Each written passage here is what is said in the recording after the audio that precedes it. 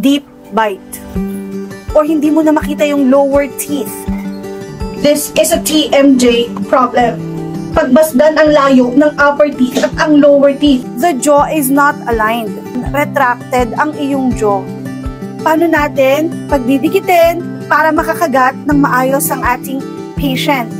From this bite na retracted ang chin, nasa likod, nag-a-appear na may double chin pero hindi naman tayo overweight. Compared to her new look, paano nangyari na nagkaroon siya ng chin? Wala po yung injection, no surgery, and definitely no filter. That's a natural look that made her very young. Paano natin na-achieve? Hindi siya madali. Let's watch! We can see that I gave her a TMJ split.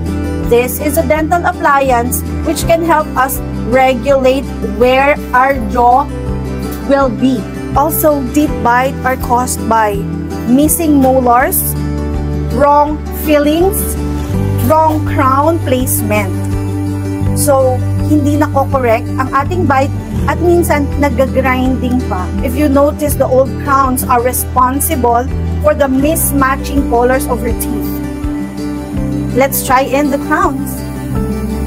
I love this type of white color. It's a little translucent, not purely white.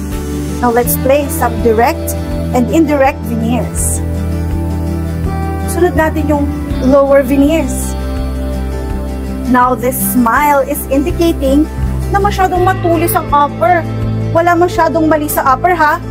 Lower ang naka-atras. Pero paano natin aalisin ang focus ng mga tao sa upper teeth natin na matulis? Here is her new smile! O diba? Pansinin niyo yung pangil. Medyo mahaba. So that the focus of the eyes will go to our pangil. Again, walang retoke. Walang filter. No injections.